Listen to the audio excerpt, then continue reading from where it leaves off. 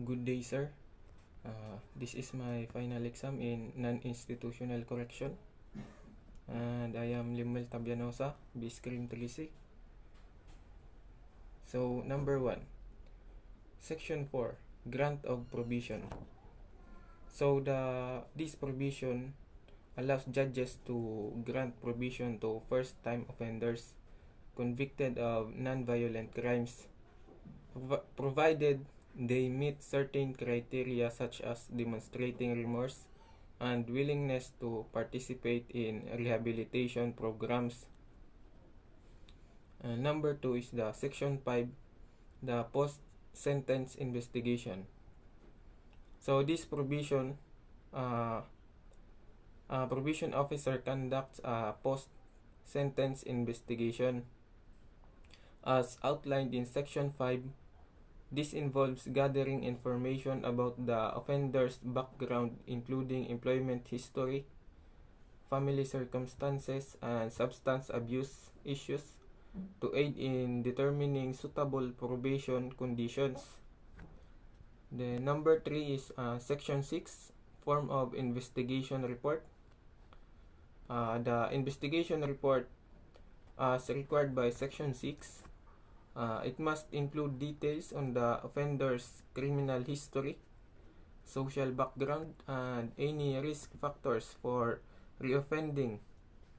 It also provides recommendations for probation conditions tailored to the individual's risk circumstances. Number 4, the Section 7, Period of Submission of Investigation Report. So, Section 7 mandates that the investigation report be submitted to the court within 30 days of sentencing to ensure timely consideration of the probation request and to facilitate informed decision-making by the judge. The number 5 is the Section 8, criteria for placing an offender on probation.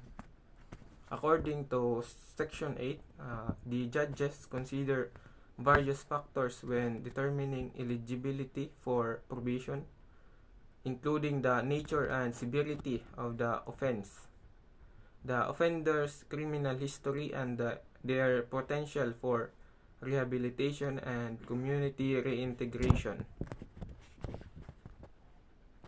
Next is the number 6, the Section 9, disqualified offenders.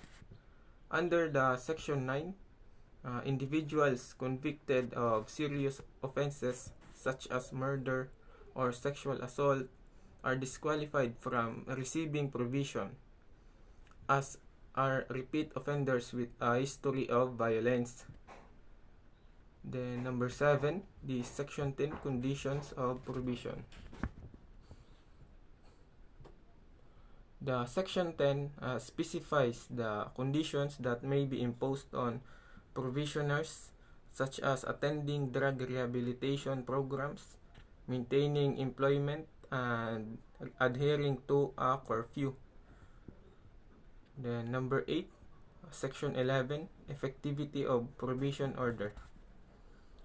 Upon issuance of the probation order as outlined in Section 11, the offender is required to comply with the specified conditions immediately, with failure to do so resulting in potential consequences.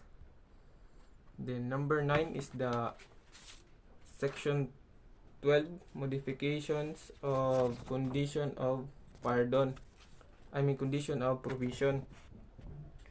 So if circumstances change, Section 12 allows for the modification of provision conditions, such as adjusting the frequency of the drug testing or adding community service requirements. Then lastly, the Section 13, control and supervision of provision.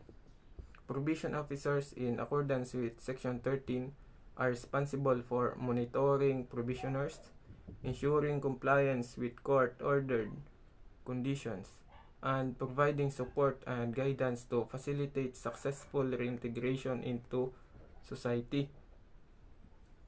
And that's all, sir. Thank you for listening, and God bless.